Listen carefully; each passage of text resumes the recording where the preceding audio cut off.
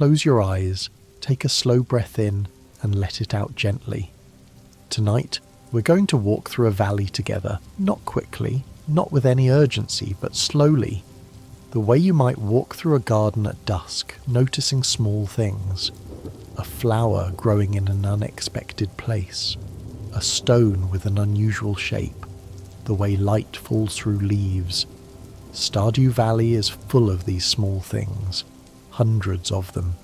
Secrets tucked into corners, Easter eggs hidden in dialogue, tiny details that the developer placed carefully, lovingly, knowing that most players would never find them, but that the ones who did would feel seen, would feel like they'd discovered something precious. We're going to find 250 of them tonight, not all at once, not in a rush. We'll move through them the way the seasons move through the valley, steadily, gently, one after another, with time to breathe between each discovery. Some of these secrets are funny, some are strange, some are references to other games, other stories, other worlds. Some are just quiet. The kind of detail that makes you stop and think, someone made this. Someone sat at a computer and wrote this line of dialogue, placed this object, programmed this tiny interaction, knowing it might never be found. That's the kind of care we're walking through tonight. So settle in, get comfortable, let the valley hold you. We're going to start at the beginning, with your character, your farm, the small choices you make before the game even truly starts. And we'll move outward from there, slowly, into every corner of this world. The secrets are waiting. They've always been waiting. Let's begin. The character creator and opening 1. When you create your character, you can name your farm anything you want. But if you name it certain things, the game responds. Name your farm Concerned Ape, the developer's username, and nothing special happens, but it feels like a quiet nod, like signing your name in a guest book. 2. Your character's favourite thing, chosen during creation, appears later in the game when you eat a Stardew drop. The text reads, "Your mind is filled with thoughts of favourite thing." Players quickly discovered that if you make your favourite thing something inappropriate, the game will cheerfully announce it back to you at a deeply inopportune moment. 3. If you name yourself after certain NPCs, the game doesn't stop you, but it creates wonderfully confusing dialogue where characters refer to you by their own name. 4. The character creation screen's background music is called Settling In, and it's one of the gentlest pieces in the entire soundtrack, setting the tone before you've even started playing. 5. You can choose a cat or a dog as your pet, but the choice is permanent. What the game doesn't tell you, your pet's breed is determined by which NPC you talk to first in town, Marnie or another villager, in some versions. The game remembers small choices like this. 6. In the opening cutscene, your character is shown at their Joya cubicle exhausted. If you look carefully at the background, the office extends infinitely in every direction. A visual representation of the endlessness of corporate life. 7. The letter from your grandfather is dated. The date changes based on when you start the game, making it feel personal, immediate, like he wrote it specifically for this moment. The farm and your home 8. If you place a star drop on a table and examine it repeatedly, the description changes slightly each time, as though the game is gently teasing you for your obsession. 9. Your farmhouse has a small calendar on the wall. It actually tracks the in-game date, updating every day.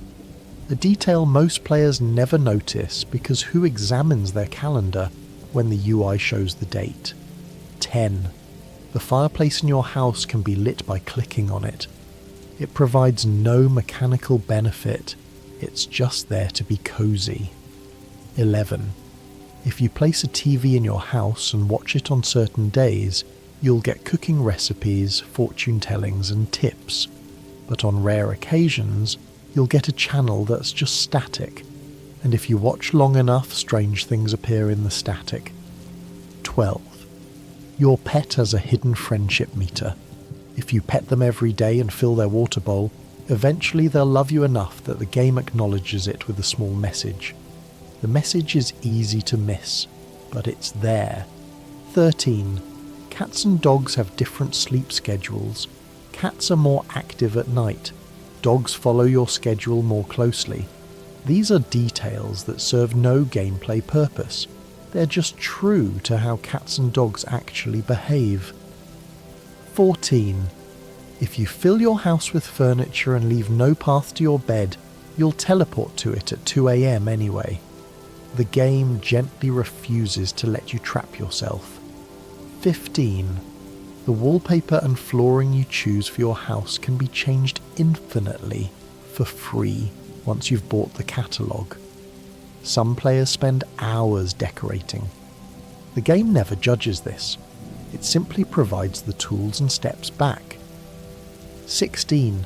There's a specific wallpaper number 108, that due to a bug in early versions could be used as a substitute for a prismatic shard in certain crafting recipes. The bug was fixed, but it became legendary among players. 17. If you marry someone and have children, your spouse will occasionally stand in front of the crib and just watch the children sleep. It's a tiny animation, easily missed, but it suggests a whole inner life. 18. You can place furniture outside. Most players don't realise this. You can build entire outdoor living spaces, gardens with chairs and tables, pathways lined with lamps. The valley becomes whatever you make it. 19. Lightning can strike your farm during storms. If it hits a tree, the tree becomes a lightning-struck tree that drops coal. If it hits a lightning rod, you get a battery pack. If it hits nothing, it just leaves a small scorched mark that fades over time. 20. Crows will eat your crops if you don't place scarecrows, but crows are also just there, sometimes, hopping around, not eating anything, just existing as birds do. 21. There's a rare event where a meteor can crash onto your farm at night. You'll hear a massive explosion. In the morning, there's a meteor, and you need a gold pickaxe to break it open. Inside, iridium ore. The meteor is random, unannounced, and feels like the universe just handed you a gift. 22. Similarly, a strange capsule can appear. We talked about this in the other script, but here's an additional detail. The capsule's appearance rate was increased in recent updates because the developer felt bad that so few players ever saw it. 23. The stone owl is another rare event, a small stone statue that appears overnight. It does nothing. It's just rare and strange, and players who find it tend to keep it as a trophy. 24. If you plant ancient seeds in the greenhouse, they'll produce fruit forever. The greenhouse operates outside of normal seasons, making it a space where time works differently. Eternal spring, eternal growth. 25. You can fill the greenhouse entirely with ancient fruit, and it becomes a purple sea of the valley's oldest crop, growing in a space that exists slightly outside the normal rules of the world, the town and its secrets. 26. Pelican Town's layout is based on real small towns in the Pacific Northwest. Concerned Ape grew up in Washington State, and the valley is his love letter to that landscape. 27. The town square has a small stone monument with text on it. Most players never read it. It's a dedication to the town's founding, written in the formal language of historical plaques. 28. Mayor Lewis has a secret. Everyone knows this. But here's a detail. If you find his purple shorts and put them in your luau soup, his reaction is one of the funniest moments in the game. And the governor's reaction is even better. 29. Lewis's shorts can also be placed in your Grange display at the fair. Lewis will be mortified. You'll lose friendship points. It's absolutely worth it. 30. If you give Lewis his shorts back normally, he pays you. But if you tailor them into clothing and wear them, he'll have a unique, horrified reaction. 31. Marnie and Lewis are in a secret relationship. The game never confirms this explicitly in dialogue, but if you enter Marnie's house early in the morning on the right day, you'll find Lewis there, and his reaction makes everything clear. 32. There are multiple heart events that hint at Lewis and Marnie's relationship, and the tragedy of it is that Lewis won't make it public because he's worried about his reputation as mayor. 33. The town used to have a bus route to the desert, but it broke down. Pam was the driver. When you repair the bus, you're not just unlocking a new area. You're giving Pam her job back, her purpose back. 34. Pam's house is a trailer. It's small, cramped, and the game never makes a big deal about this. But it's there. A visual representation of economic struggle in a town that otherwise looks idyllic. 35. If you build Pam a new house through Robin's construction services, Pam's reaction is complex, grateful, but also ashamed that she needed the help. The game understands that charity, even kind charity, can be complicated. 36. Penny tutors Jas and Vincent in the library. She's not paid for this. She does it because she wants to be a teacher and because she believes the children deserve better than they're getting. 37. The library is run by Gunther, who never leaves. Ever. He's there every day, all day, managing the museum.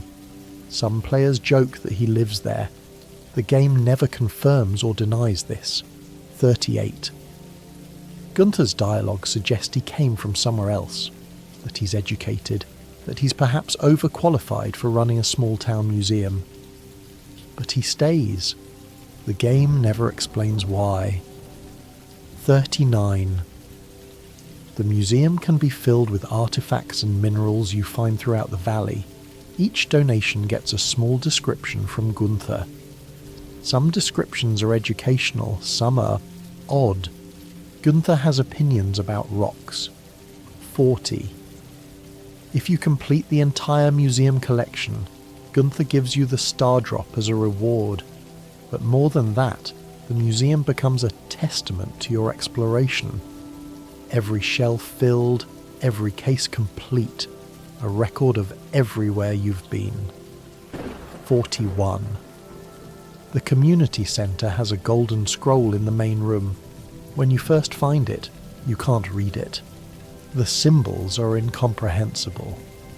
Only after the wizard translates it can you understand, and this mechanic mirrors the experience of the Junimos themselves, who exist just outside human perception. 42. Each bundle in the community centre represents a different aspect of valley life. Farming, fishing, foraging, mining, cooking, and community. Completing them all is essentially learning to live in the valley fully. 43. The Junimos have different colours: green, blue, yellow, purple, orange, red. The colours seem random, but they're actually associated with different types of magic in the game's lore. 44. If you complete the community centre, the Junimos throw a celebration and then vanish. But on rainy days afterward, if you look carefully near the community centre, you might catch a glimpse of something small and colourful darting between trees. 45. The alternative to the community centre is the Joja warehouse. If you go this route, Morris sends you corporate emails. They're written in the soulless language of business speak, and they're perfect and horrible. 46. If you complete the Joja route, Morris eventually leaves town. He got a promotion. He's going somewhere bigger. The warehouse remains, but he's gone, and somehow that feels appropriate. Corporate success means leaving. Always leaving. 47. Pierre's general store has a small shelf behind the counter with a locked box. Pierre mentions it occasionally. The game never lets you open it. Some secrets stay secret. 48. Pierre will buy your crops and then sell them as Pierre's premium produce, taking credit for your work.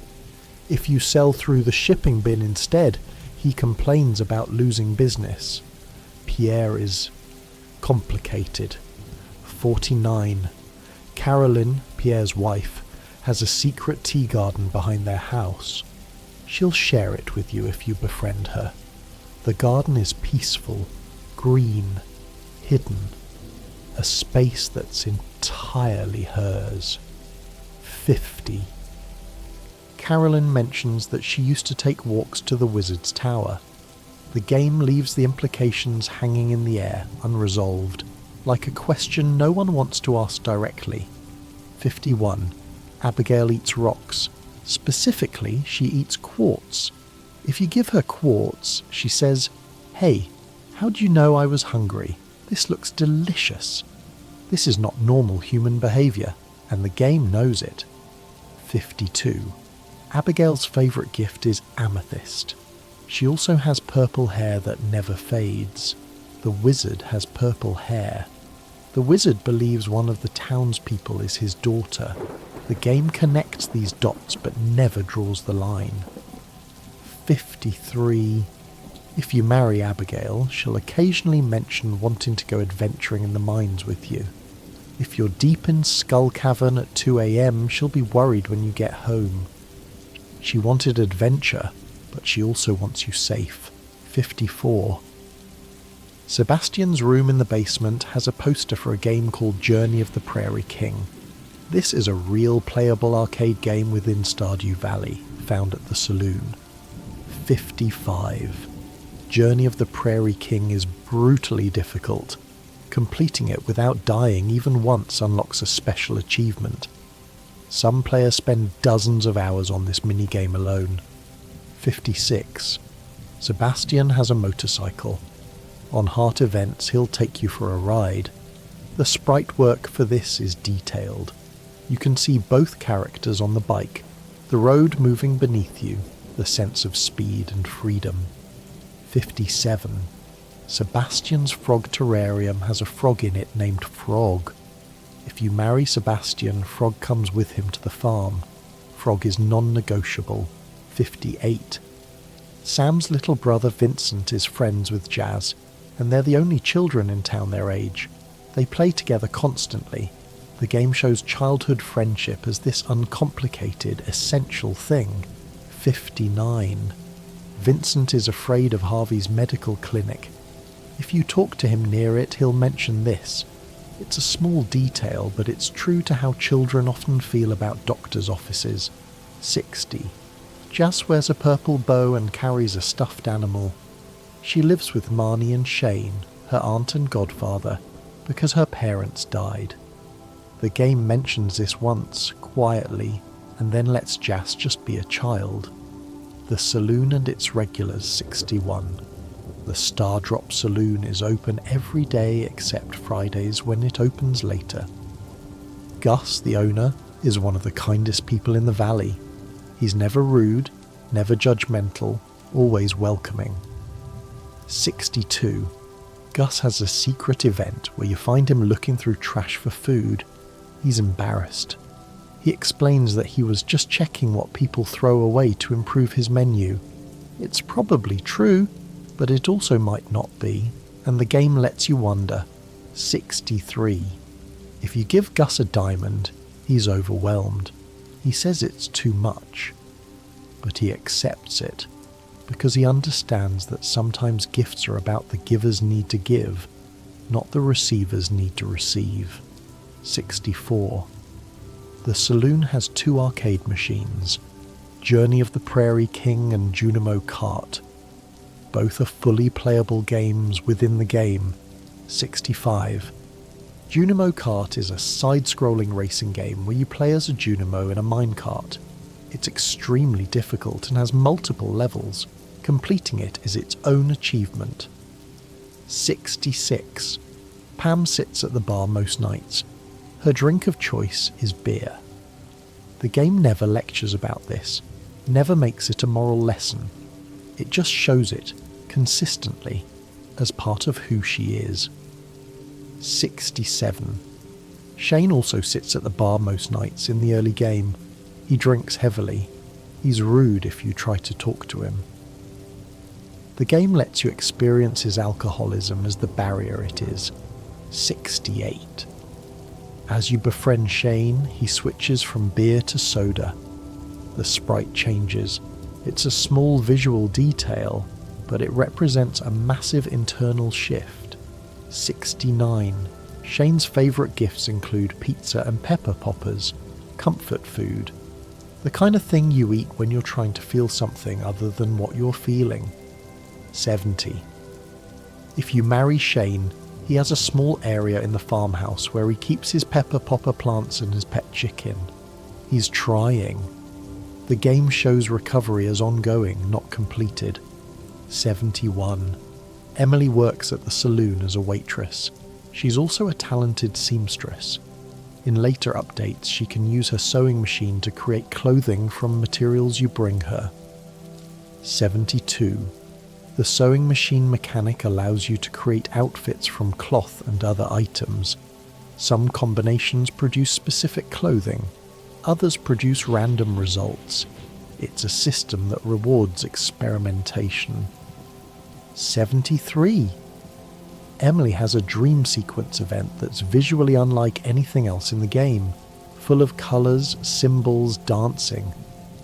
It's either deeply spiritual or deeply strange, depending on your perspective. 74. Clint comes to the saloon on Fridays. He sits alone usually and watches Emily work. The game lets you see this pattern repeat week after week. 75. If you're male and marry Emily, Clint's dialogue becomes sad. If you're female and marry Emily, Clint's dialogue becomes confused. Either way, he's lost something he never actually had. 76. There's a jukebox in the saloon. You can click it to change the music. Most players never do this, but it's there, giving you control over the atmosphere. 77. The saloon serves multiple dishes: salad, hash browns, pancakes, bread, spaghetti, and more. Each has different energy and health restoration values. Gus's menu is practical and comforting.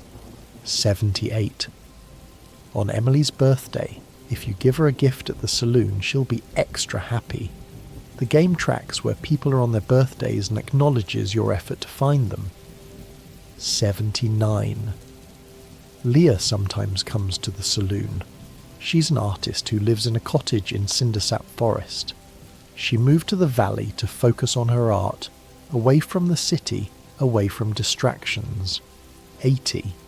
Leah's ex-partner, Kel or Kendra, depending on your player gender, shows up in a heart event. They're dismissive of her art, of her choices.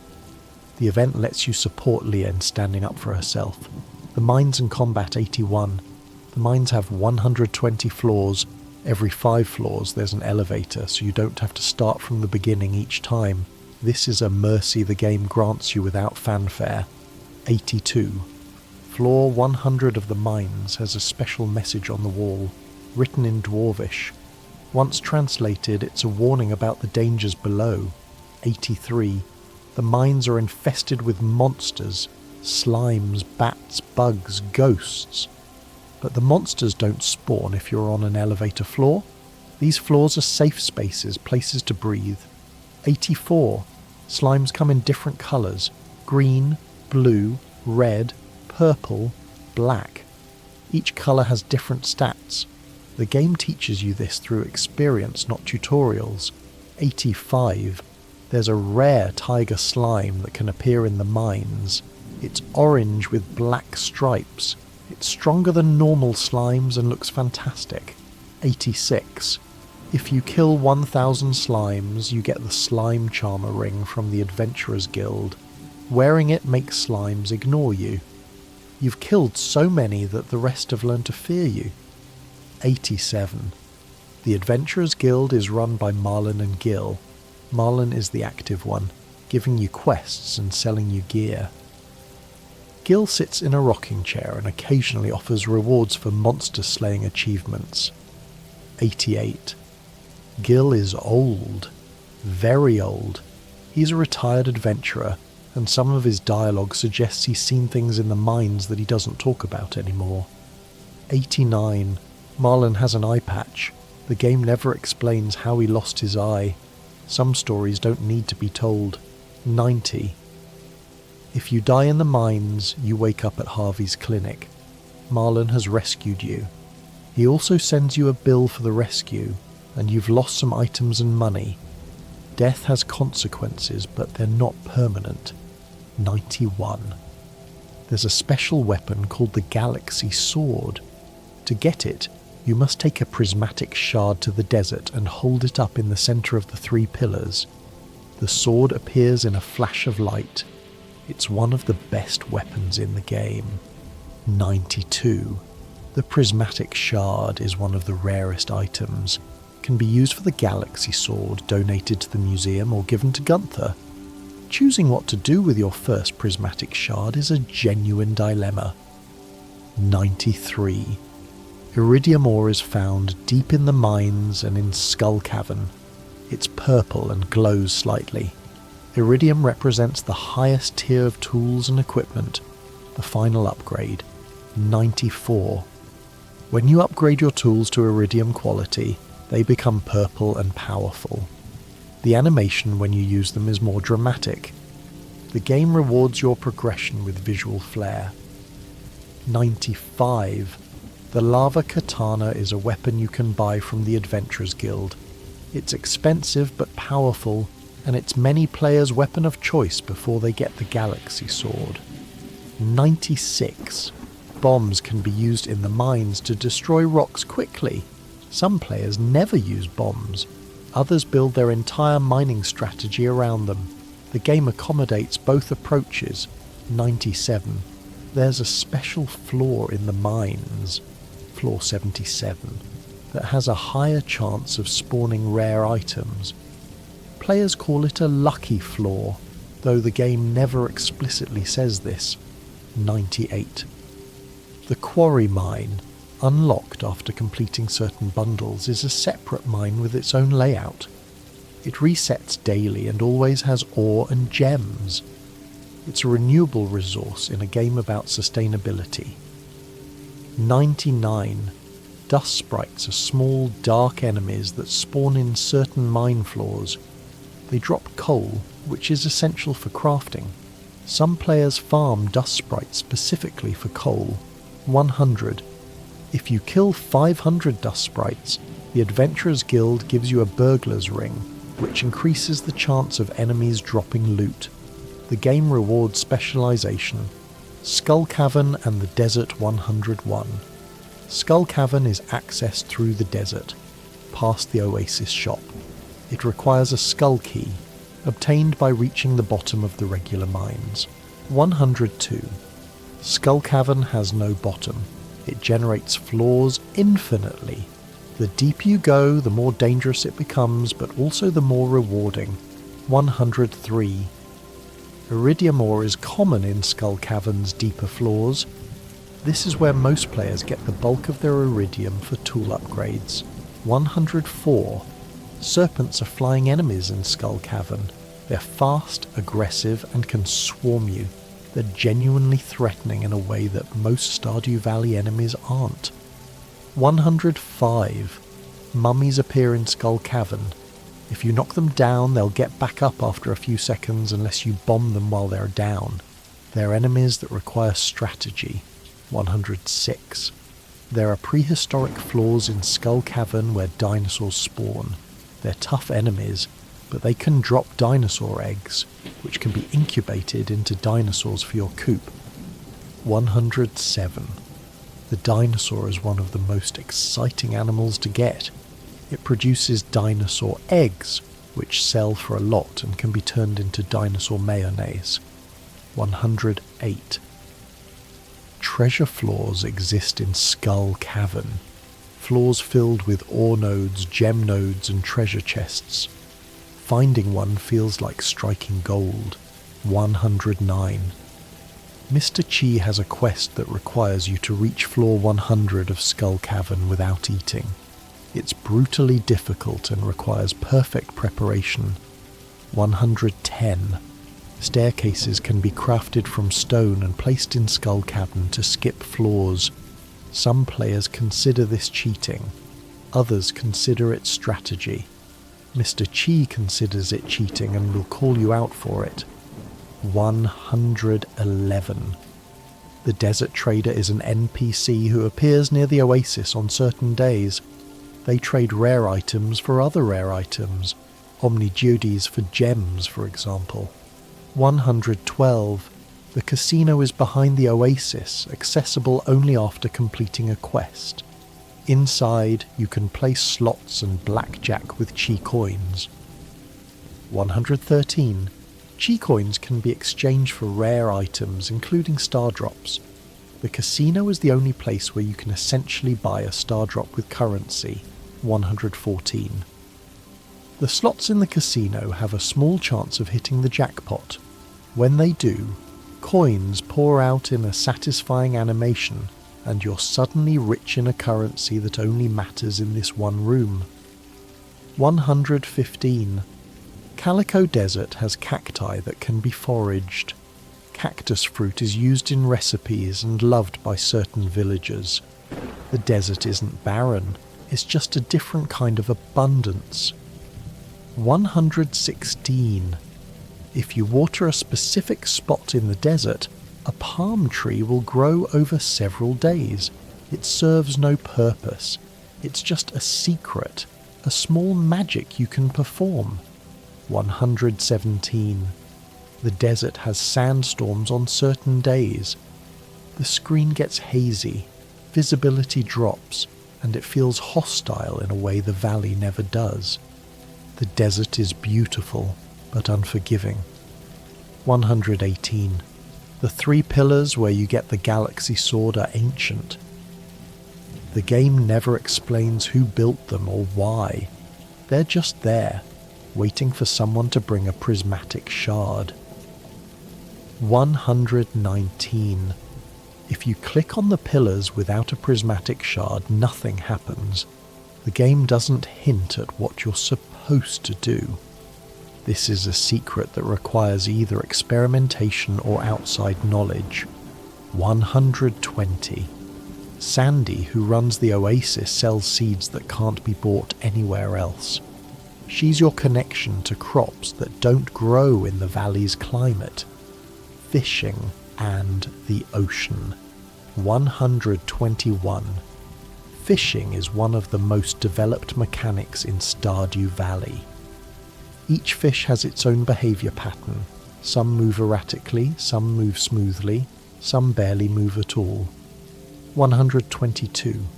The legendary fish are 5 unique fish that can only be caught once per save file, in specific locations, in specific seasons, with specific conditions. They're the ultimate fishing challenge.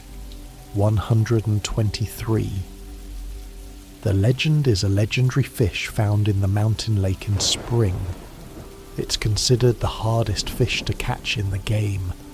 Landing it feels like a genuine achievement. 124. Willie runs the fish shop on the beach. He's a retired sailor, and his dialogue is full of nautical terms and old stories. He's lived a life before you arrived. 125. Willie has a heart event where he takes you out on his boat. You fish together in the ocean, away from shore, and he talks about what the sea means to him. It's quiet and genuine. 126. If you complete the community centre, Willie repairs his boat, and you can use it to travel to Ginger Island.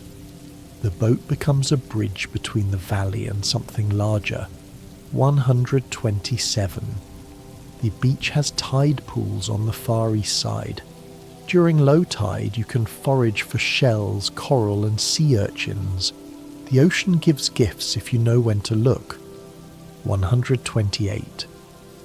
Elliot lives in a cabin on the beach. The cabin is small and romantic in the literary sense, a place where an artist goes to create. It's also probably cold and damp, but Elliot doesn't mention that. 129.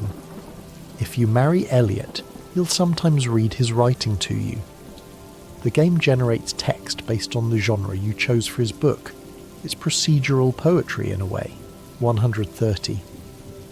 The night market happens for 3 days in winter. The beach transforms, boats arrive, vendors set up, lanterns hang over the water. It's magical in a way that feels earned after the long cold season. 131. At the night market, there's a submarine ride. You descend into the ocean and fish for deep sea creatures through the submarine's windows. It's surreal and wonderful. 132. The Mermaid Show is a performance at the night market. Mermaids appear on rocks and sing. If you click on the shells in the correct order during the show, you get a special reward. A pearl. 133. Pearls are rare and valuable. They're loved by most villagers as gifts. Finding the Mermaid Show secret feels like being let in on something special. 134. The mermaid pendant used to propose marriage is sold by the old mariner on the beach during rainy days. He appears and disappears with the weather, like a spirit of the shore. 135. If you're already married, the old mariner won't sell you another pendant. He knows. Somehow, he always knows. 136. Crab pots can be placed in any body of water to catch fish and trash passively. They're a way to fish without fishing, to let the water provide while you do other things. 137. Trash is a real category of items you can catch. Joya cans, driftwood, soggy newspapers, trash. But trash can be recycled into useful items with a recycling machine. 138. The recycling machine can turn trash into cloth, stone, coal, and even torches. It's a mechanic that says, nothing is truly useless. Everything can be transformed. 139. Linus has a heart event where he's digging through trash for food. If you've befriended him, you understand this isn't about poverty. It's about his philosophy of waste and sustainability. 140. The fish pond is a building you can construct on your farm. You place fish in it, they reproduce, and they produce items. Different fish produce different things. 141. Lava eels in a fish pond will produce roe, but also gold ore and magma geodes. The game lets fish be miners, in their way. 142. Sturgeon produce roe that becomes caviar when processed in a preserves jar. Caviar is one of the most valuable artisan goods. Your fish pond becomes a luxury goods operation. 143. Super cucumbers aren't cucumbers at all. They're a type of sea creature. The name is a joke, and the game never explains it. Some things are just called what they're called. 144. The octopus is a fish that can be caught in summer. It's difficult to catch and looks appropriately strange when you pull it from the water.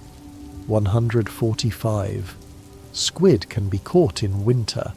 Squid ink is used in recipes and can be produced by squid in fish ponds. The ocean provides in layers. 146.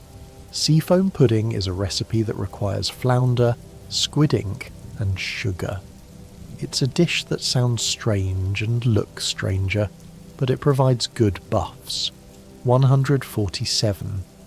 Dish of the Sea is another recipe that uses sardines. It's cheap to make and effective, the kind of meal a fisherman would actually eat. 148. Willie sells a sailor's cap in his shop. It's a cosmetic item, but wearing it while fishing feels appropriate, like you're honouring the profession. 149. The training rod is a fishing rod that makes catching fish easier, but can only catch basic fish. It's for beginners, and the game doesn't judge you for using it. 150. The iridium rod is the final fishing rod upgrade. It can use bait and tackle simultaneously, making it the most efficient tool for serious fishers. The Seasons and Festivals. 151. Spring begins with the Egg Festival on the 13th. It's a celebration of new beginnings, and there's an egg hunt where you compete against the children of the valley. 152. Abigail always wins the egg hunt if you don't. She's found 9 eggs every year for years. The children of Pelican Town have given up competing with her. 153.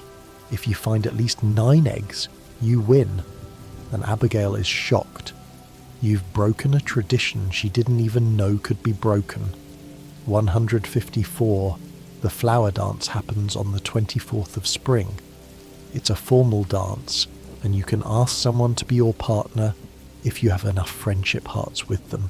155. If no one accepts your invitation to dance, you stand alone on the sidelines. The game doesn't soften this. It lets you feel the rejection. 156. The dance itself, when you participate, is beautiful. Couples moving in formation, flowers everywhere, music that's gentle and old-fashioned. 157. Summer starts with the luau on the 11th. The whole town gathers on the beach and everyone contributes to a communal soup that the governor tastes. 158. If you put something terrible in the soup, like trash or avoid mayonnaise, the governor's reaction is priceless, and Lewis is mortified. 159. If you put something excellent in the soup, like a gold quality fish, the governor is impressed, and Lewis is proud. Your contribution matters. 160. The Dance of the Moonlight Jellies happens on the 28th of summer. Everyone gathers on the beach at night to watch jellyfish migrate through the water. 161. The jellies glow green and blue, moving in patterns, and the whole town watches in silence. It's one of the most peaceful moments in the game. 162. There's no competition at the Moonlight Jellies Festival, no task to complete. You just watch and exist and share the moment with your neighbours. 163. Fall brings the Stardew Valley Fair on the 16th. There are games, competitions and a Grange display where you showcase your farm's products. 164. The Grange display is judged on the quality and variety of items you present. Winning gets you star tokens, which can be spent on prizes. 165. One of the prizes is a star drop. It costs 2,000 star tokens, which requires winning the Grange display multiple years. It's a long-term goal. 166. There's a fishing game, a slingshot game, a spinning wheel, and a fortune teller at the fair. Each costs tokens, and each is a small diversion. 167. The fortune teller will tell you something about your future. Sometimes it's vague, sometimes it's oddly specific. The game is playing with the idea of fate.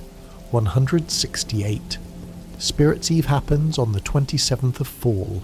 It's Stardew Valley's Halloween, and the town square is decorated with pumpkins and skeletons. 169. There's a maze in the northwest corner of town during Spirits Eve. At the centre of the maze is a golden pumpkin, which is valuable and rare. 170. The maze changes layout each year. You can't memorize it. You have to navigate it fresh each time in the dark with spooky music playing. 171. Abigail mentions that she'd love to explore the maze with you. If you're romancing her, this is very on brand. 172. Winter begins with the Festival of Ice on the 8th. There's ice fishing, and you compete to catch the most fish in a limited time. 173. Willie always participates in the ice fishing contest. He's a professional, and beating him feels like a genuine accomplishment. 174. The night market runs from the 15th to the 17th of winter. We've mentioned it before, but here's another detail. The merchant boats come from far away, places the game never shows you. 175. One boat sells a mermaid pendant for decoration. It's not the real mermaid pendant, it's a furniture item, but it looks identical, and that's a little confusing and a little funny. 176. The Feast of the Winter Star happens on the 25th. It's a gift exchange where you're randomly assigned someone to give a gift to, and someone is assigned to give you a gift. 177. The gifts you receive are personalised based on who drew your name. If Shane is your secret gift giver, you might get beer. If Emily drew your name, you might get cloth or a crystal. 178. The feast is the last festival of the year. After it, there's just the quiet end of winter, the waiting for spring, the sense of a cycle completing. 179. On the 28th of winter, there's no festival. It's just a day, but it's the last day of the year, and there's something melancholy about it. The year ending, a new one about to begin. 180. When spring returns, the cycle starts again. The valley resets in a way, but you carry forward everything you've built. Time is circular, but progress is linear. Marriage and family. 181. You can marry any of the 12 eligible bachelors and bachelorettes in Pelican Town, regardless of your player character's gender. The game is quietly, matter-of-factly inclusive. 182. To marry someone, you need to give them a bouquet at 8 hearts, then a mermaid pendant at 10 hearts. The bouquet says, "I'm interested." The pendant says, "I'm committed." 183. The wedding happens 3 days after you propose. The whole town attends. It's a small ceremony in the town square, and then your spouse moves into your farmhouse. 184. Each spouse has a unique area they add to your farmhouse.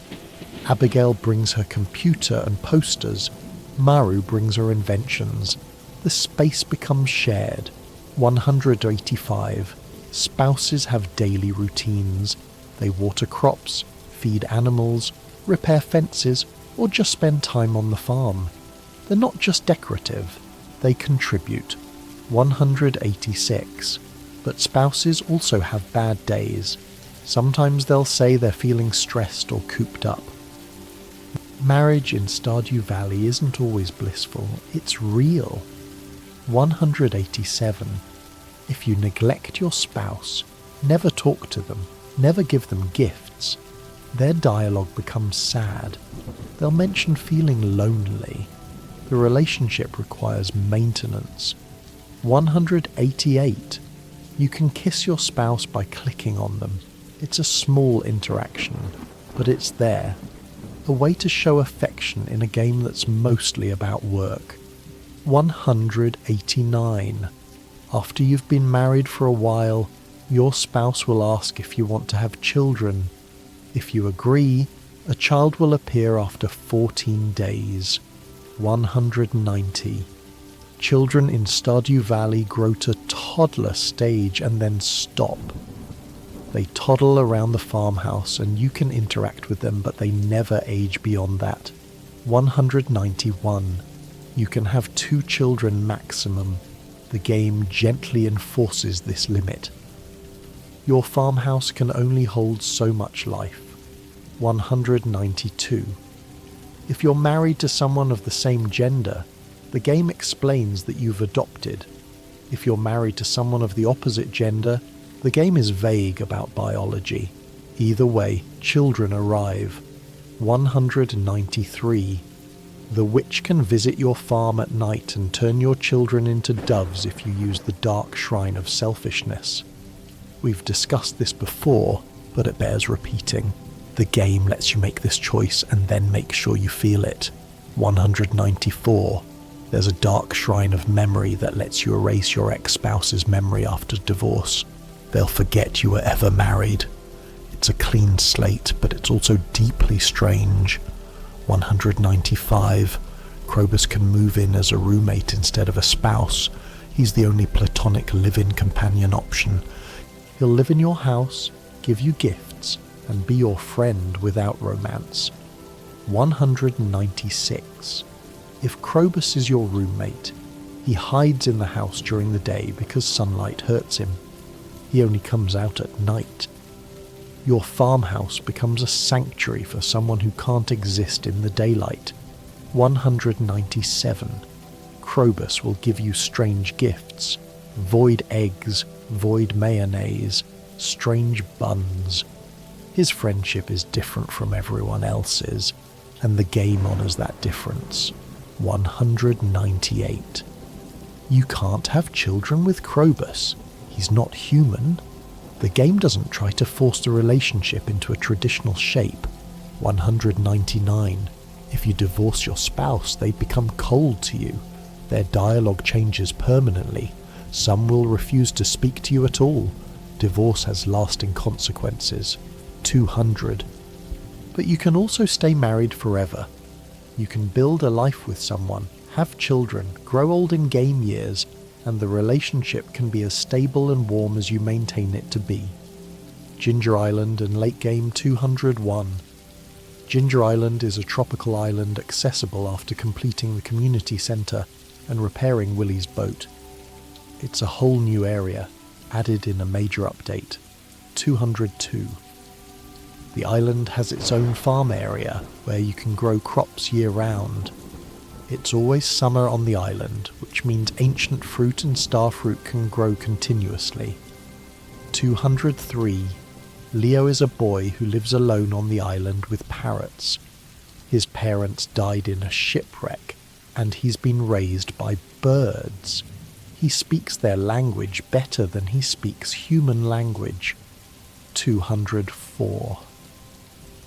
Befriending Leo requires patience. He's feral in the truest sense, not dangerous, but not socialized. He doesn't understand human customs. 205. Eventually, Leo can move to Pelican Town. He lives in a treehouse near Linus, because Linus is the person who understands him best. 206. The island has a volcano dungeon similar to the mines. It has 10 floors, and at the top is a forge where you can upgrade your tools beyond iridium quality. 207. The forge uses cinder shards and prismatic shards to add enchantments to tools. Your iridium pickaxe can become even better, which feels excessive and wonderful. 208. There are golden walnuts hidden all over the island, 130 of them.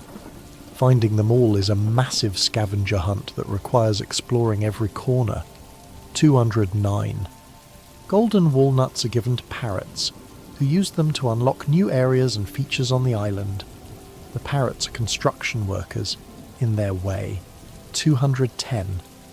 The island trader is a parrot who exchanges items. You can trade certain crops and goods for rare items you can't get anywhere else. 211. Professor Snail is an archaeologist trapped in a cave on the island. You rescue him, and he sets up a research station where he studies the island's fossils. 212. The island has its own set of fossils to collect. Dinosaur bones, ancient ferns, prehistoric creatures. It's a museum collection within a museum collection. 213. Birdie is an old woman who lives alone on the island. Her husband was lost at sea and she's been waiting ever since. She gives you a quest involving a locket. 214. The locket quest is a chain that involves multiple NPCs and reveals a story about love and loss that spans decades. It's one of the most touching quest lines in the game. 215. The island has a mermaid puzzle. If you place flute blocks in the correct positions and play the mermaid song, a secret passage opens. 216. Inside the secret passage is a room with a pirate's treasure.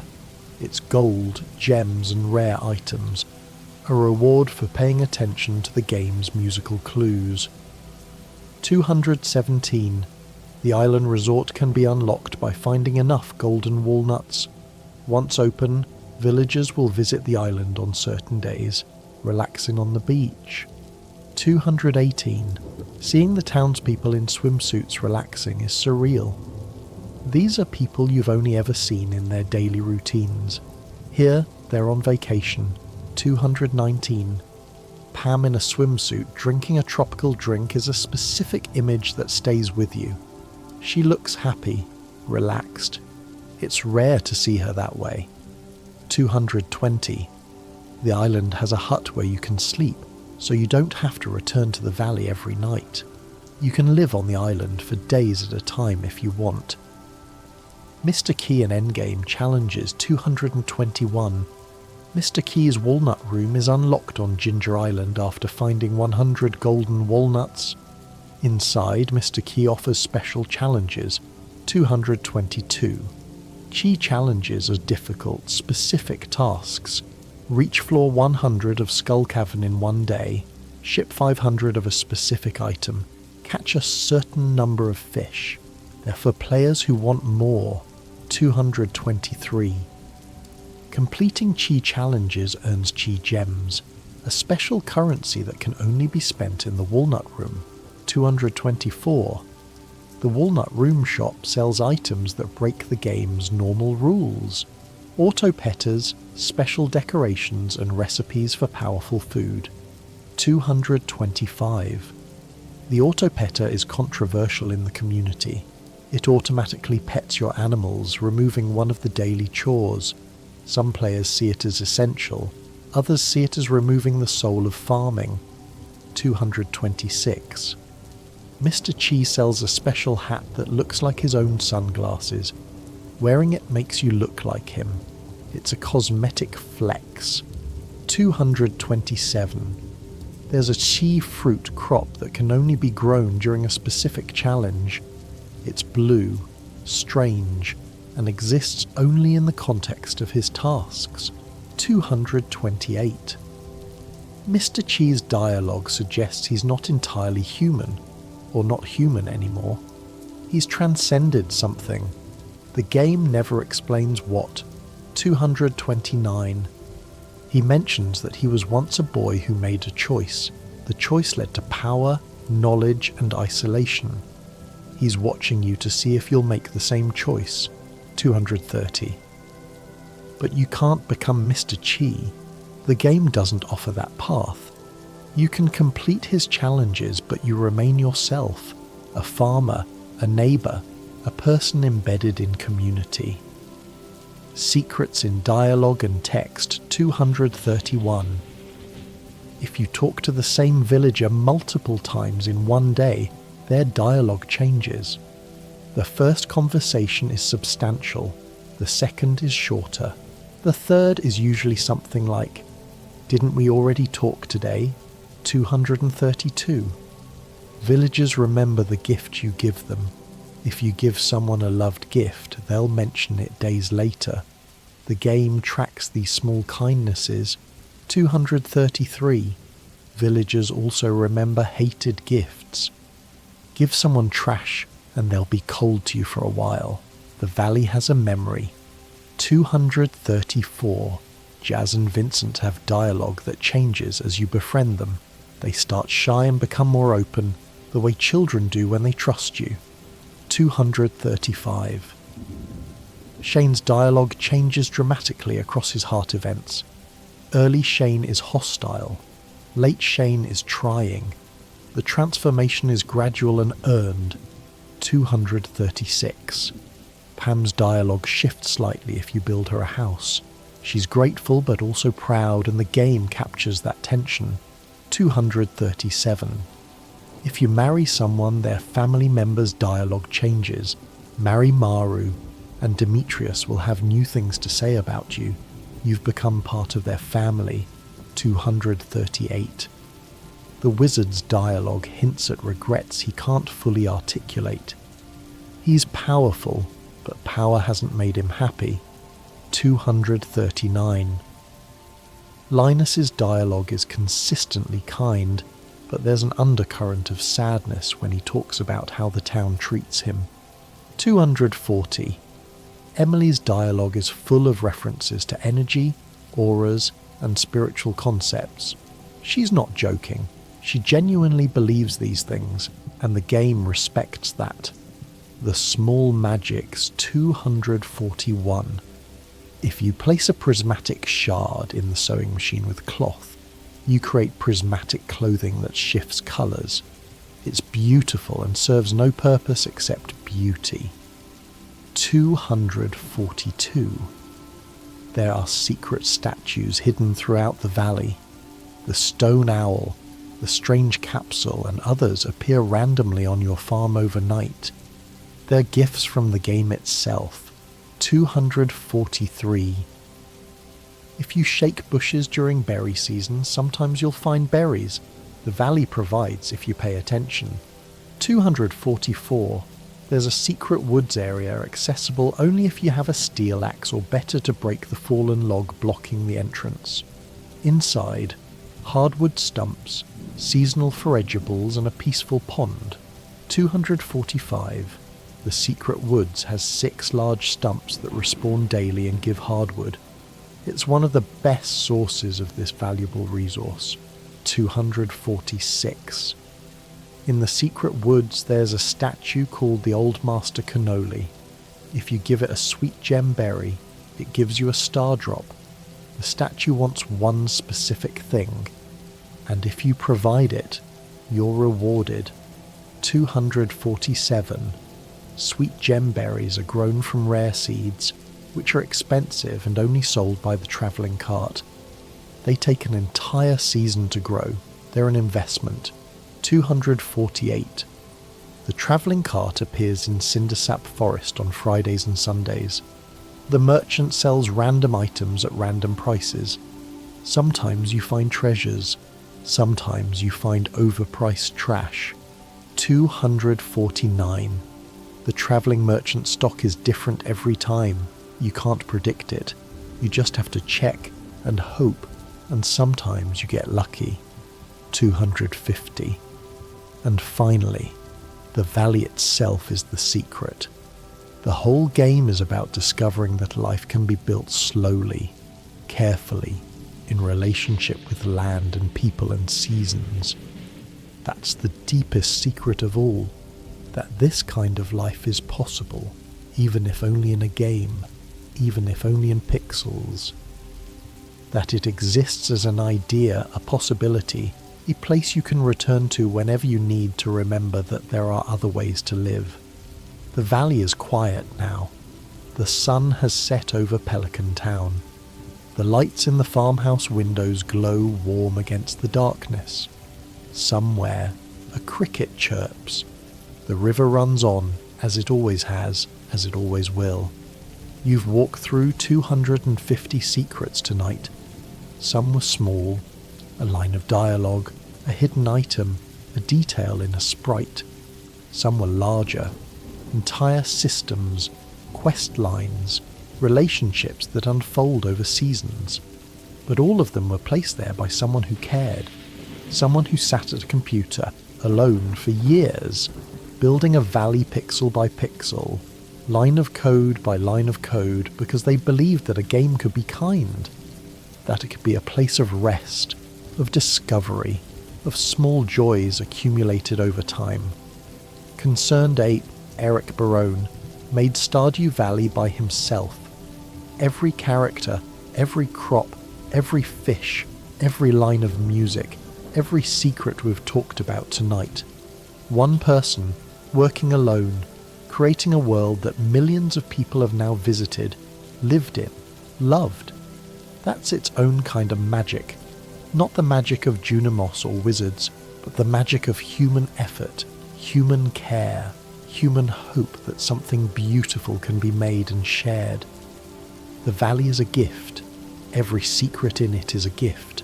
And tonight, you've unwrapped 250 of them, slowly, gently, the way gifts should be opened. Sleep now. The farm is waiting for you. The crops will grow while you rest. The animals are safe in their coops and barns. Your spouse, if you have one, is already asleep or reading quietly or standing by the window looking out at the stars. The valley holds you. It always has. It always will. Tomorrow there will be more to discover. There always is. But tonight you've seen enough. You've walked far enough. You've learned enough secrets to carry with you into dreams. Rest now. The valley is breathing. The stars are out over Pelican Town. The river runs on. And somewhere, in the deep places beneath the mountain, in the sewers under the town, in the forest where the Junimos dance, in the desert where the sand shifts, in the ocean where the mermaids sing, the valley is alive and waiting and full of secrets still untold. But those secrets will keep. They'll be there when you wake. They'll be there next season, next year, next playthrough. The valley is patient. The valley is kind. Sleep now, farmer. You've earned your rest. The stars are beautiful tonight. But wait. Stay with me a little longer. There are more secrets still. More corners of the valley we haven't explored. More details waiting in the quiet spaces between the ones we've already found. Let's walk a little further together. The night is long and the valley is deep. The Wizard's Tower in Magic 251. The Wizard's Tower is accessible from the start, but you can't enter until you trigger a specific event. The door is locked by magic until the game decides you're ready. 252. Inside the tower there are bookshelves full of books you can't read, potions bubbling on tables, and a cauldron that glows with purple light. It's exactly what a wizard's tower should be. 253. The wizard offers you the ability to change your appearance for 500 gold. He's essentially a magical plastic surgeon, and he asks no questions about why you want to change. 254. You can also change your name through the wizard, though this costs more. The game acknowledges that identity is fluid, that who you were when you started might not be who you are now. 255. The wizard has a basement accessible only through a quest. In the basement is a shrine that allows you to change your profession. This specialization you chose at level 5 and level 10 of each skill. 256.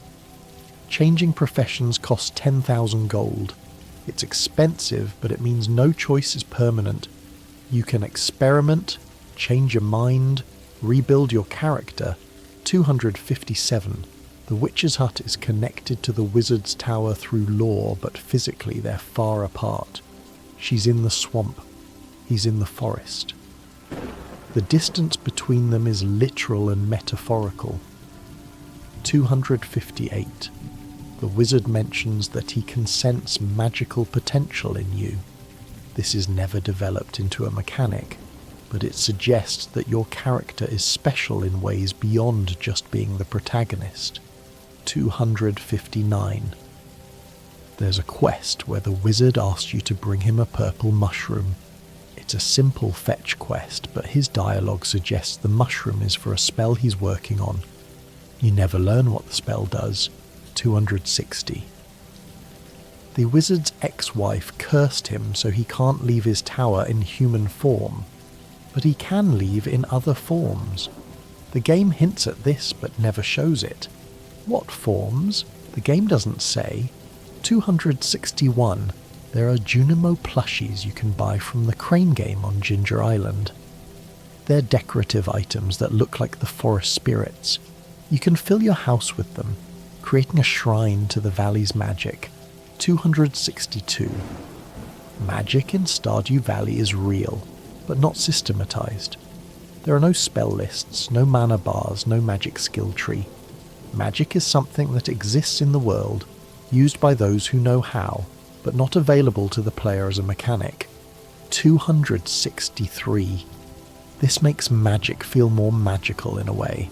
It's not a tool you master. It's a force that exists beyond you, that you witness and benefit from but never control. Animals and farming details. 264. Each animal has a hidden happiness meter affected by how often you pet them, whether they have food, and whether they're allowed outside on nice days. 265.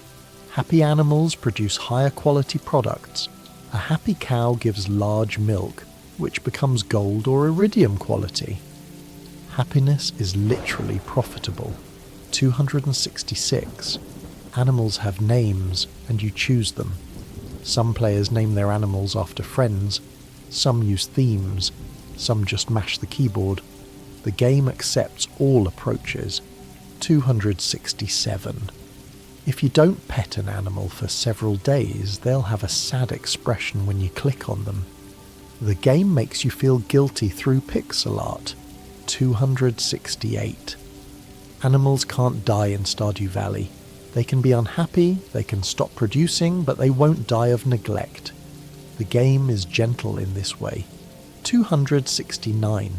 However, animals can be attacked if you leave the barn or coop door open at night and don't have fences.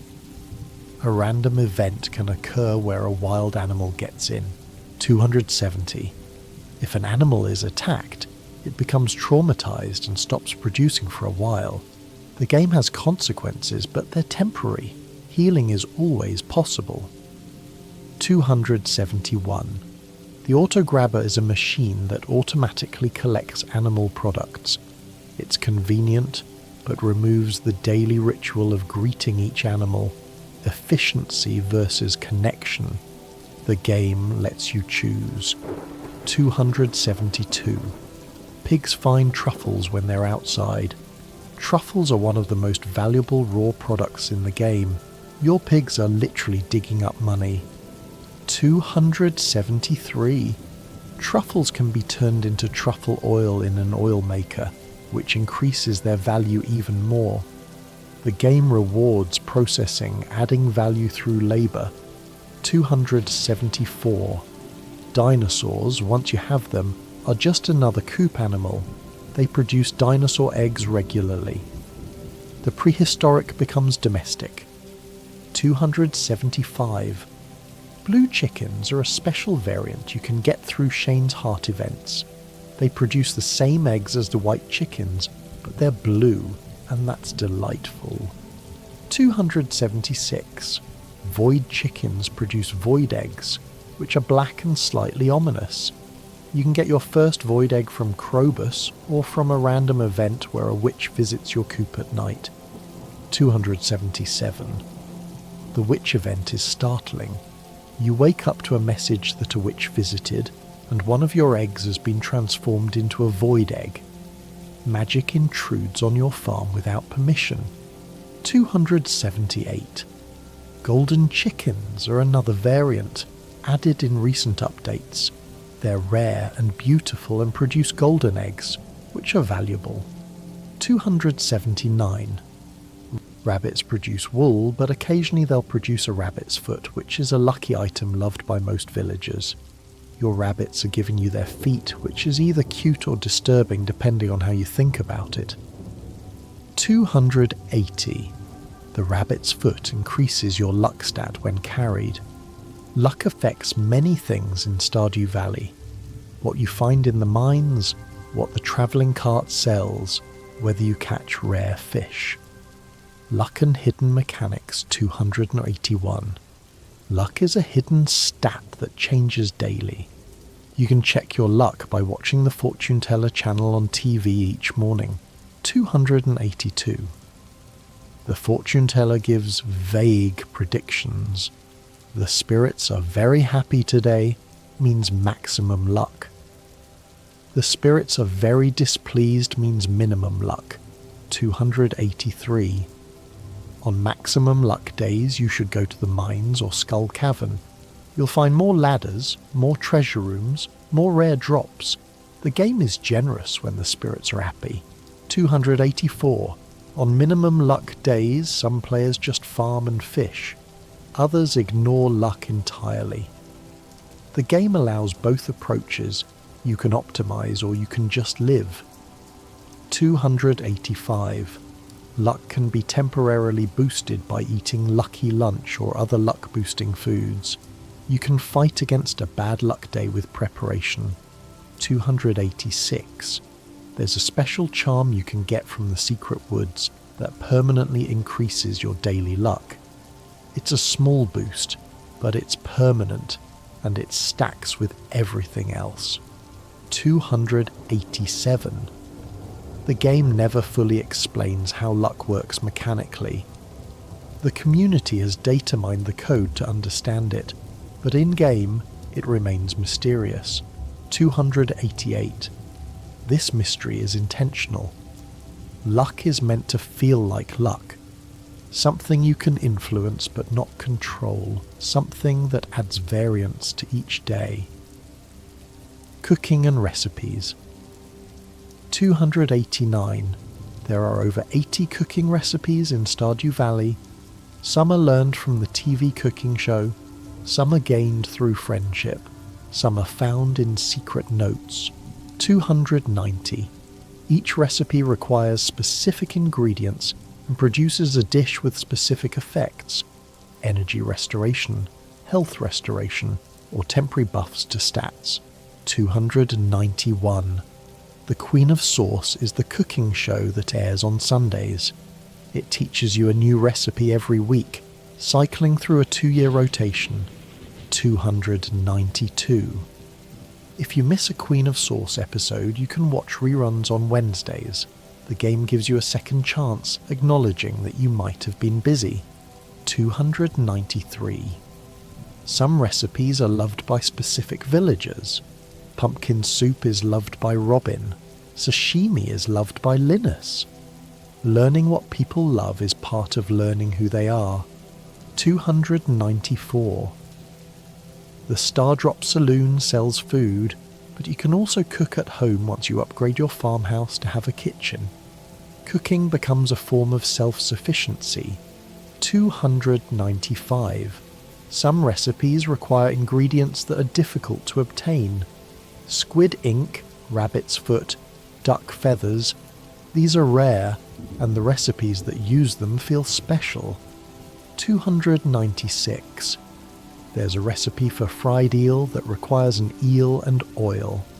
It's simple but effective, giving a +1 luck buff. On bad luck days, fried eel is your friend. 297. Crab cakes require crab, wheat flour and an egg. They give a +1 speed buff, which makes you move faster. Speed buffs are underrated. Moving faster means doing more in a day. 298. Coffee is a drink you can make from coffee beans. It gives a speed buff and can be consumed quickly. Many players drink coffee every morning in-game, mirroring real life. 299. Triple Shot Espresso is 3 coffees combined into one drink. It gives a bigger speed buff. It's the energy drink of Stardew Valley. 300. There's something quietly funny about your farmer chugging espresso before running into a monster-filled cave to mine rocks. The game doesn't comment on this. It just lets it happen. Crafting and Artisan Goods 301. Preserves jars turn fruits into jams and vegetables into pickles. The processed version is always worth more than the raw ingredient. Labour adds value. 302. Kegs turn fruits into wine and vegetables into juice. Wine takes longer to process than jam, but is worth significantly more. Patience is rewarded. 303. Ancient fruit wine is one of the most profitable items in the game. A greenhouse full of ancient fruit, all processed into wine, becomes a money-printing operation. 304. Starfruit wine is similarly valuable. Starfruit grows in summer, and many players dedicate their entire summer to growing it for wine production. 305. The cellar unlocked with the final house upgrade allows you to age wine and cheese in casks. Aged products gain quality levels: silver, gold, iridium. 306. Iridium quality ancient fruit wine is worth 6,300 gold per bottle. Your cellar becomes a wine cave, and you become a vintner. 307. Cheese can also be aged. Iridium quality goat cheese is worth 800 gold. Your goats are producing luxury goods. 308. The mayonnaise machine turns eggs into mayonnaise. Regular eggs become mayonnaise. Duck eggs become duck mayonnaise. Void eggs become void mayonnaise. 309. Void mayonnaise is black and slightly unsettling. Krobus loves it. It's one of his favourite gifts, which tells you something about Krobus. 310. The loom turns wool into cloth. Cloth is used in crafting and tailoring. Your rabbits and sheep are providing the raw materials for a textile operation. 311. Honey is produced by bee houses. If you place a bee house near flowers, the honey takes on the flowers type and becomes more valuable. 312. Fairy rose. Honey is the most valuable honey. Fairy roses bloom in fall, so fall becomes honey season for optimized farmers. 313. The game never explains why flower-specific honey is worth more. It just is. Some things in the valley operate on dream logic. 314. There are crafting recipes for furniture, for paths, for fences, for lighting. You can build your farm into whatever aesthetic you want. 315. Some players create elaborate farms with themed areas: a wine garden, a flower meadow, a forest grove. The game provides the tools and steps back. 316. Other players create efficient, optimized farms where every tile serves a purpose. The game accommodates this too. There's no wrong way to farm. 317. Sprinklers are one of the most important crafted items. They automatically water crops, freeing you from the daily watering routine. 318. Quality sprinklers. Water 8 adjacent tiles. Iridium sprinklers water 24 tiles. The upgrade is dramatic and changes how you approach farming. 319. With enough iridium sprinklers, you can water hundreds of crops automatically. Your farm becomes a machine, and you become its operator rather than its labourer. 320. But some players never use sprinklers. They water by hand every day, because the routine is meditative, because the labour is the point. The quarry and the railroad. 321. The quarry is an area north of the mines, unlocked by completing the crafts room bundle. It's full of rocks and ore nodes that respawn daily. 322. The quarry is a renewable source of stone and ore. You can visit it every day and gather resources without depleting anything permanently. 323. There's a cave in the quarry mine, that has its own layout and its own monsters. It's a smaller, more manageable mining experience. 324. The railroad is an area north of the mountain. It's accessible from the start, but there's not much there. Just train tracks, some trees, and a small pool. 325. Trains occasionally pass through the railroad. You'll hear a whistle, and if you go there, you can watch the train go by. 326.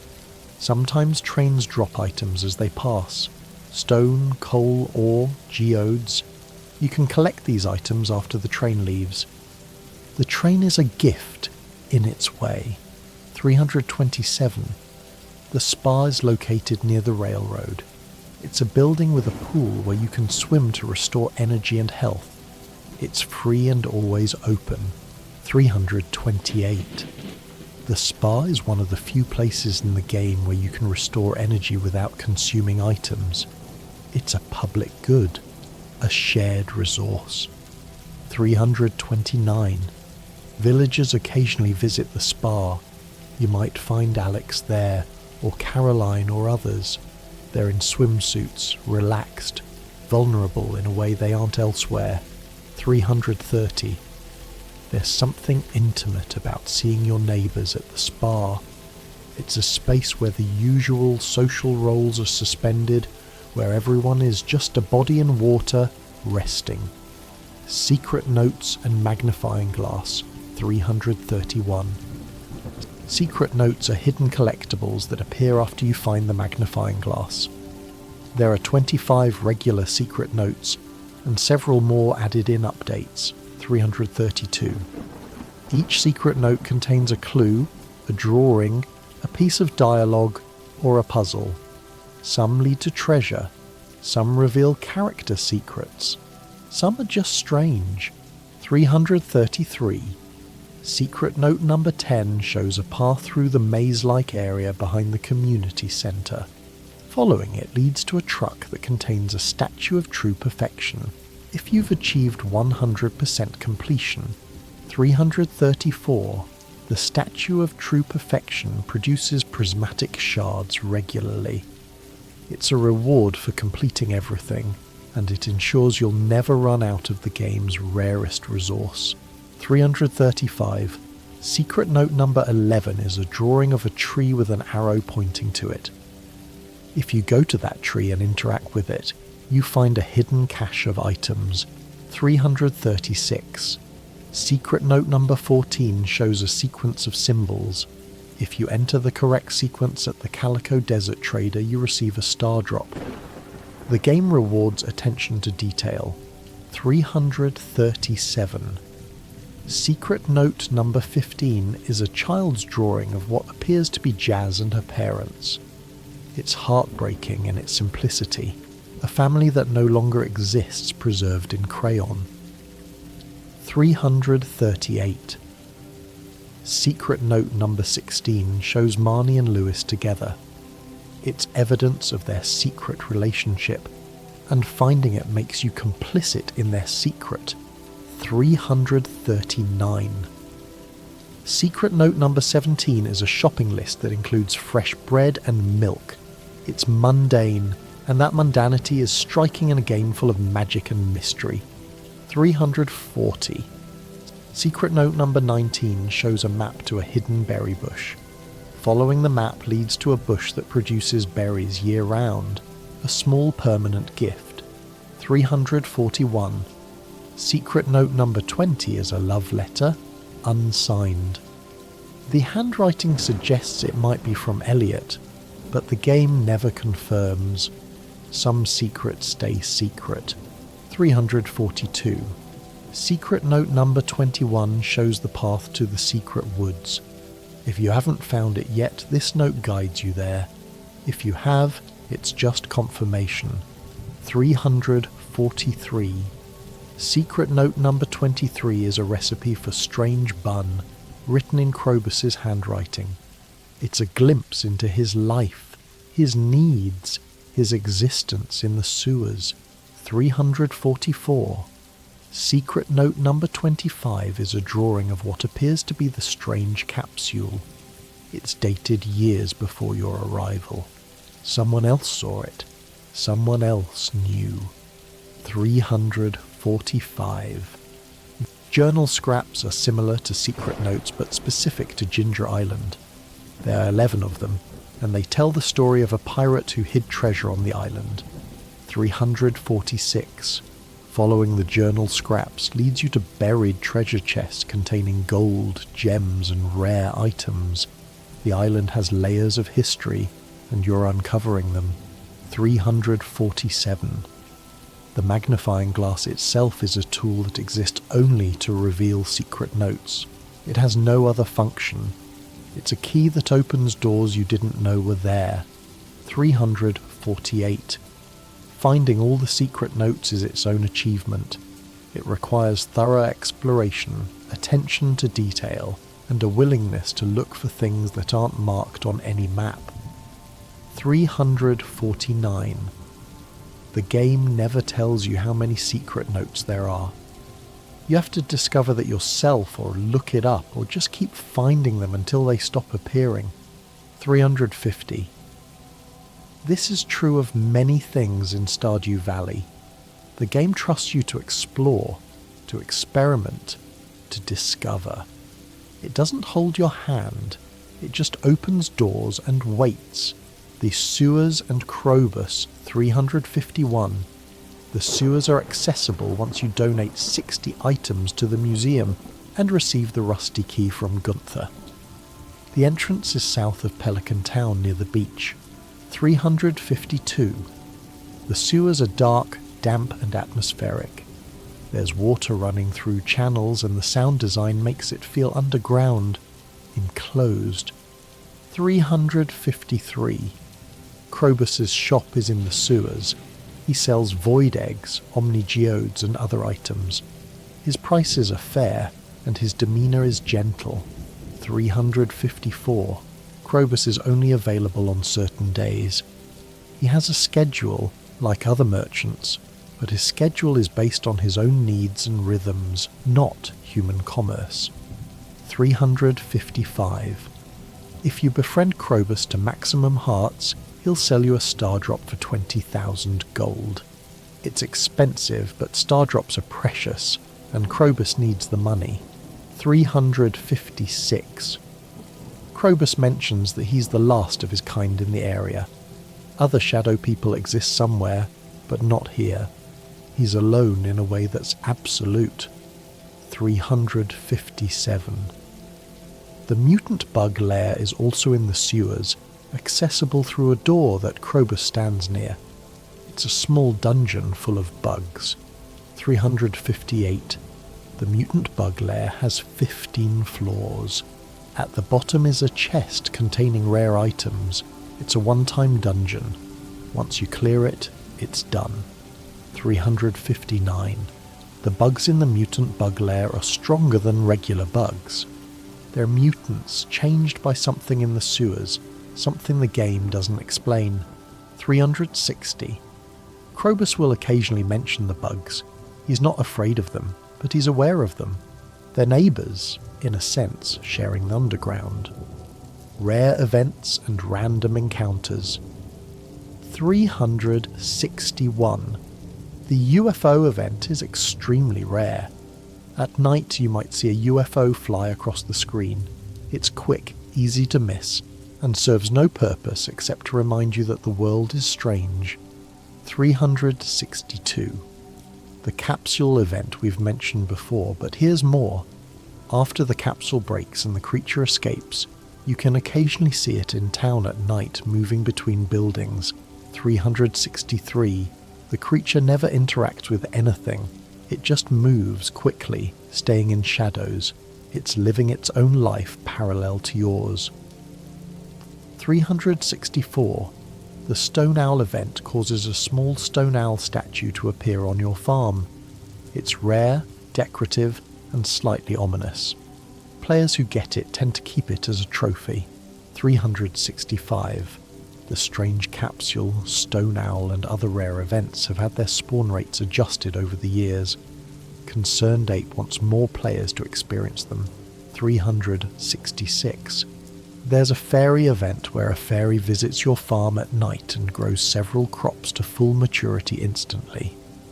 You wake up to find crops that should take days are suddenly ready. 367. The witch event can turn one of your eggs into a void egg, or curse your slime hutch, turning all slimes black. The witch is chaos, visiting randomly, changing things. 368. The meteorite event causes a meteor to crash on your farm. It takes up a 3x3 space and requires a gold pickaxe to break. Inside is iridium ore. 369. Wild animal attacks can happen if you leave coop or barn doors open at night. A message appears saying an animal looks stressed. It's a consequence of carelessness. 370. The bundle completion events are scripted but feel magical. When you complete a bundle, the Junimos appear and perform their restoration ritual. It's a reward for your effort. Geodes and the Blacksmith. 371. Geodes are stone objects that can be broken open at the blacksmith for 25 gold each. Inside are minerals, ores, and occasionally rare gems. 372. There are 4 types of geodes: regular geodes, frozen geodes, magma geodes, and omni geodes. Each has different possible contents. 373. Omni geodes can contain anything from any geode type. They're the most versatile and the most exciting to open. 374. Clint breaks open geodes for you.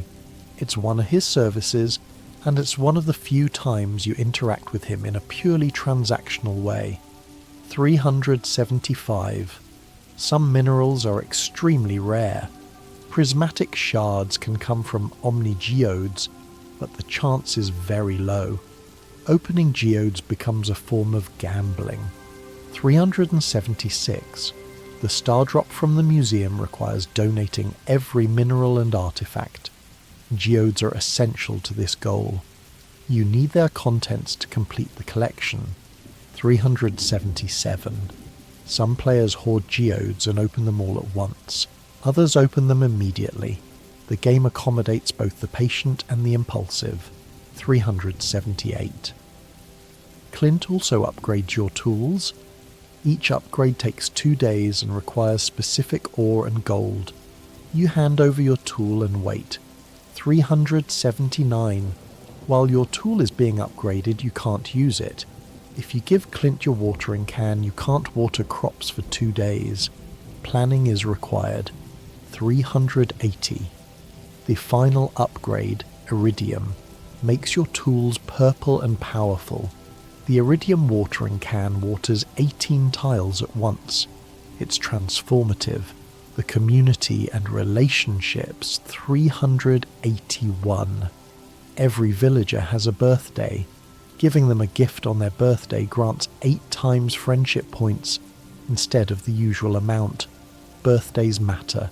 382. The calendar in Pierre's shop shows everyone's birthday. Checking it regularly is part of being a good neighbour. 383. Some villagers are harder to befriend than others. Shane and Haley start out rude. Pam is often drunk. The game makes you work for some relationships. 384. But every villager, once befriended, reveals depth. Shane's story is about depression and recovery. Haley's is about growth and self-discovery. No one is just one thing. 385. Heart events are cutscenes that trigger at specific friendship levels. They're the game's way of showing character development through story, rather than just dialogue. 386. Some heart events have choices that affect your relationship. Choose wrong and you might lose friendship points. The game has consequences. 387. But most choices are about understanding the character. If you've been paying attention, the right choice is usually obvious. 388. You can date multiple people simultaneously. The game allows this until you give someone a bouquet, which makes the relationship exclusive. 389. If you're dating everyone and they find out, there's a group confrontation event. It's awkward and funny and has consequences. You lose friendship with everyone involved. 390. But you can recover from this. Relationships in Stardew Valley are resilient. People forgive. Life goes on. 391. The game's approach to relationships is fundamentally optimistic. People can change, relationships can heal, effort is rewarded. 392. This optimism is part of why Stardew Valley feels comforting. It's not naive. The game shows real problems, real pain, but it believes in the possibility of better. Music and sound design. 393. The soundtrack was composed by Concerned Ape. Every song, every ambient sound, every musical cue was made by the same person who made everything else. 394. The spring theme is called Spring. It's a big world outside. It's gentle, hopeful, and perfectly captures the feeling of new beginnings. 395. The summer theme is more upbeat, with a rhythm that suggests heat and energy. Summer is the season of growth, and the music reflects that. 396. Fall's theme is melancholic, with a minor key that suggests endings and harvest. It's beautiful and sad in equal measure. 397. Winter's theme is quiet, sparse, with long pauses between notes. It sounds like snow falling, like waiting, like rest. 398. The Stardrop Saloon has its own music. Upbeat, slightly jazzy, the kind of music you'd hear in a small town bar. 399. The mines have ominous atmospheric music that changes as you descend. The deeper you go, the more unsettling the music becomes. 400. Skull Cavern's music is intense, driving, dangerous. It's music for a place where you might die. 401. The night market has music that's dreamy and slightly surreal, with instruments that sound like they're from far away. 402. Ginger Island has tropical music, steel drums, relaxed rhythms, the sound of a place where it's always warm. 403. The music changes with the seasons, with the locations, with the time of day. The game uses sound to create atmosphere constantly. 404. Rain has its own sound design, the patter of drops, the rumble of distant thunder. Rainy days feel different because they sound different. 405. The sound of your tools changes based on what you're hitting. Chopping wood sounds different from breaking stone. The game gives feedback through sound. 406. Animals make sounds. Cows moo, chickens cluck, pigs oink. It's a small detail, but it makes the farm feel alive. 407. The sound of crops being harvested is satisfying. A small pop as you pick each one. The game rewards you with audio feedback for your labour. 408. The sound of fishing, the cast, the weight, the bite, the struggle, the catch, is a whole language. You can fish with your eyes closed if you know the sounds. 409. The game's sound design is subtle but essential. It creates a world that feels real, that feels lived in, that feels like a place you could actually be. 410. Concerned Ape has said that he wanted the game to feel cozy, and the sound design is a huge part of that. The valley sounds like home. Mods and Community 411. Stardew Valley has a massive modding community. Players have created thousands of mods that change, expand and reimagine the game. 412. Some mods add new crops, new animals, new areas. Some change the graphics. Some add entire new storylines and characters. 413. Concerned Ape has been supportive of modding from the start. He's made the game relatively easy to mod and has never tried to shut down the modding community. 414. Some popular mods have influenced official updates. Features that started as mods have been incorporated into the base game in some form. 415. The Stardew Valley Expanded mod is one of the most ambitious, adding new areas, new NPCs, new events, and hundreds of hours of additional content. 416. UI mods make the interface more informative, showing crop growth times, animal happiness, and other hidden information. 417.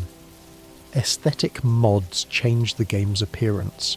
New portraits for characters, new sprites for crops, new seasonal looks for the valley. 418. Some players prefer the vanilla game.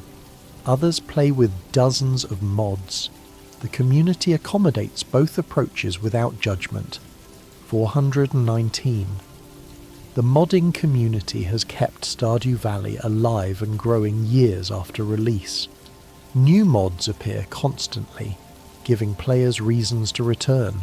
420. Concerned Ape continues to update the game himself, adding new content for free. The 1.5 update added Ginger Island and was massive. 421. The 1.6 update added even more. New festivals, new items, new secrets. The game keeps growing, keeps giving. 422. This generosity, free updates, support for modding, ongoing development, is rare. Most games are released and then abandoned. Stardew Valley is still being tended. 423. The community around Stardew Valley is generally kind, helpful and welcoming. It's a reflection of the game itself. Gentle, patient, focused on growth. 424. Players share farm layouts, strategies, stories. The subreddit and forums are full of people helping each other, celebrating each other's achievements. 425. There's something beautiful about a game that creates a community that mirrors its own values. Stardew Valley is about care and its community cares, perfection and completion. 426. Achieving 100% completion in Stardew Valley is called perfection. It requires completing every collection, every achievement, every goal. 427. Perfection includes shipping every item, cooking every recipe, catching every fish, completing every bundle, maxing all friendships, finding all star drops, and more. 428. When you achieve perfection, you unlock the summit, a mountaintop area where you can see the entire valley spread out below you. 429. At the summit, your grandfather's ghost appears and tells you he's proud. It's the game's ultimate reward, not items or money, but approval, love, recognition. 430. Perfection also unlocks the statue of true perfection, which produces prismatic shards. The game rewards completion with abundance. 431. But perfection isn't required to enjoy the game. Many players never achieve it. They just farm, fish, befriend people, and live in the valley. That's enough. 432. The game never pressures you toward perfection. It's there if you want it, but it's not the point. The point is the life you build, however you build it. 433. Some players achieve perfection in a few in-game years. Others take dozens of years. The game doesn't judge. Time moves differently for everyone. 434. There's an achievement for earning 10 million gold. It's absurd, excessive, and completely optional. But it's there for players who want that kind of goal. 435. There's an achievement for shipping 300 of every item. It requires massive farms, careful planning, and years of work. It's for completionists. 436. There's an achievement called Fector's Challenge for beating Journey of the Prairie King without dying. It's brutally difficult and has nothing to do with farming. 437. The achievements in Stardew Valley range from simple, catch your first fish, to nearly impossible, beat Prairie King without dying. There's something for everyone. 438. But achievements are optional. You can ignore them entirely and just live in the valley. The game is complete without them. 439. This is true of everything in Stardew Valley. Nothing is mandatory. Everything is possible. You choose your own goals, your own pace, your own definition of success. 440. The game trusts you to know what you want. It provides options and steps back. It's a game about freedom ultimately. The freedom to build a life on your own terms. The deeper meanings. 441. Stardew Valley is, on its surface, a farming game.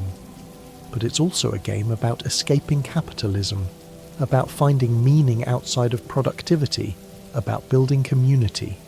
442. Your character leaves Joja Corporation, a soulless megacorp, to farm. This is a political statement quietly made about what kind of life is worth living. 443. The community centre versus Joja Warehouse choice is the game's central moral question. Community or efficiency? Connection or convenience? 444. The game doesn't force you to choose community, but it makes clear what you lose if you don't. The Junimos disappear, the magic fades. Something essential is traded away. 445. Pelican Town is struggling when you arrive. The community centre is abandoned. Pierre is losing business to Joja. The town is dying slowly. 446. Your arrival changes things. You restore the community centre. You befriend people. You participate in festivals. You become part of the community. 447. And the town heals. Not because you're special, but because you showed up, because you did the work, because you cared. 448. This is the game's deepest message, that showing up matters, that care matters, that one person committed to community can make a difference. 449. It's a hopeful message, maybe even a naive one, but it's offered sincerely, without irony, and that sincerity is part of why the game resonates. 450. Stardew Valley believes in the possibility of a better life, not a perfect life. The game shows struggle, pain, difficulty, but a better one, a life built on connection rather than consumption. 451. The valley is a utopia, but a realistic one. People still have problems. Relationships are still hard. Work is still work. But it's work that matters, in a place that feels like home. 452. The game was made by one person over 4 years. Eric Barone worked alone, teaching himself to code, to compose music, to create art, because he believed this game needed to exist. 453. That belief, that a game about kindness and community and slow living needed to exist, is itself a political act. It's a rejection of what games are supposed to be. 454. Stardew Valley is not about violence, competition or domination. It's about growth, care and connection. It's radical in its gentleness. 455. The game has sold over 30 million copies. Millions of people have chosen to spend their time in this valley, farming, fishing, befriending pixel people. 456.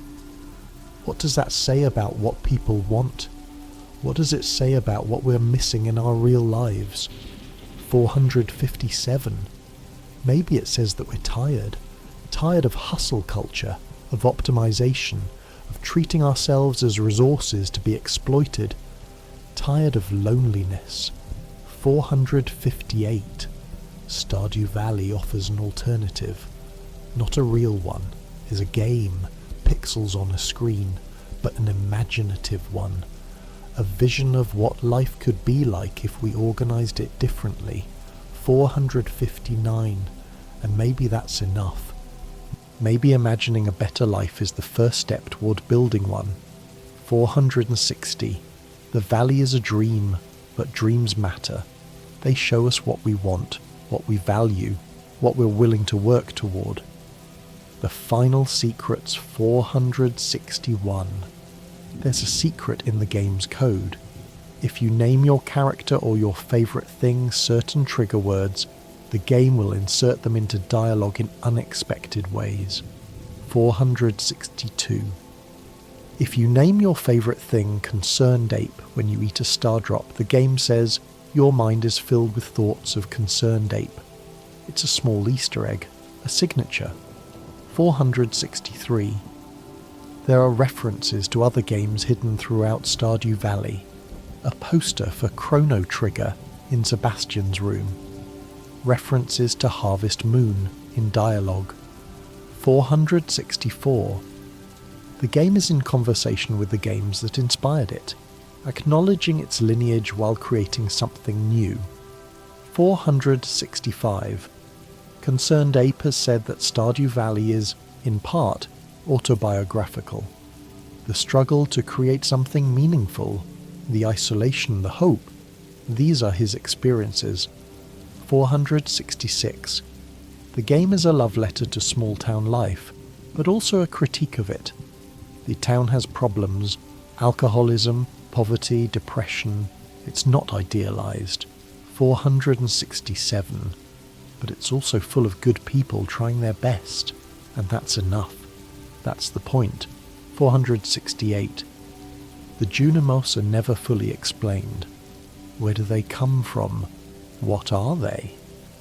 The game leaves this mysterious, and the mystery is part of their magic. 469. The wizard's past is hinted at but never fully revealed. His mistakes, his regrets, his power, all of it remains partially hidden. 470. Krobus's people, the Shadow People, are mostly absent. We see only him. The rest of his culture, his history, exists off-screen, implied. 471. The game is full of these absences, these gaps in knowledge. Not everything is explained. Not everything needs to be. 472. Some secrets are meant to stay secret. Some mysteries are meant to remain mysterious. The game understands this. 473. The valley is bigger than what you can see. There are places you can't go, people you never meet, stories that happen outside your awareness. 474. This makes the valley feel real. Real places have depths you can't fully explore. Real communities have histories you're not part of. 475. You're not the centre of the valley. You're part of it. An important part, but still just a part. The world doesn't revolve around you. 476. This is refreshing in a video game. Most games make you the chosen one, the hero, the most important person. Stardew Valley makes you a farmer. 477. A farmer who matters, yes. A farmer who makes a difference. But still just a farmer, living a life, doing work, being part of something larger. 478. There's humility in that, and there's beauty. 479. The game ends when you decide it ends. There's no final boss, no credits roll, no conclusion. You just keep farming, keep living, keep being. 480. Or you stop. You put the game down, satisfied, and move on. The valley continues without you, in your imagination, in the game's code, waiting for you to return. 481. And you can return anytime. The valley is always there. Your farm is always there. The people remember you. 482. This permanence is comforting. In a world where everything changes, where nothing lasts, the valley remains. 483. It's a small immortality. Your farm will exist as long as the save file exists. Your relationships, your work, your life in the valley, preserved. 484. Years from now, you could load that save file and find everything as you left it. The crops growing, the animals fed, your spouse waiting. 485. Time stops in the valley when you're not there. It waits for you. It's patient. 486. This is the final secret, the deepest one. The valley loves you. Not in a sentimental way, but in a real way. It wants you there. It's better when you're there. 487. The game was made with love, and that love is embedded in every pixel, every line of code, every note of music. 488. You can feel it when you play. The care, the attention, the hope that you'll find something here that you need. 489. Maybe it's rest, maybe it's purpose, maybe it's community, maybe it's just a place where things make sense, where work leads to results, where effort is rewarded. 490. Whatever you're looking for, the valley offers it. Not perfectly, not without effort, but genuinely. 491. And that's why people return to Stardew Valley again and again. Not because it's the best game ever made, but because it's a good place to be. 492. A place where you can plant seeds and watch them grow. Where you can befriend people and see them change. Where you can build something that lasts. 493. A place where, at the end of a long day, you can go home to a farmhouse with a fire in the hearth and a cat on the rug and a sense that you did something that mattered. 494. Even if what you did was just water some crops and talk to your neighbours and catch a fish. 495. Even if it was just a day in a small town in a quiet valley in a video game. 496. It still mattered. You still showed up. You still cared. 497. And in a world that often feels like it's falling apart, that's not nothing. 498. That's everything. 499. The valley knows this. The game knows this. 500. And now, so do you. The night is deep now. We've walked through 500 secrets together. Some small, some large, all of them pieces of a world that was built with care and offered with hope. Your eyes are heavy, your breathing is slow, the valley is settling into sleep around you, and you're settling with it. The farm is quiet, the animals are safe, the crops are growing in the dark, pulling nutrients from the soil, reaching toward tomorrow's sun. Your spouse, if you have one, is asleep in the farmhouse. Your children, if you have them, are dreaming small dreams in their beds. Somewhere in town, Gus is closing up the saloon. Linus is sitting by his campfire watching the stars. Krobus is in the sewers, comfortable in the dark. The wizard is in his tower reading ancient books. The Junimos are wherever Junimos go when their work is done.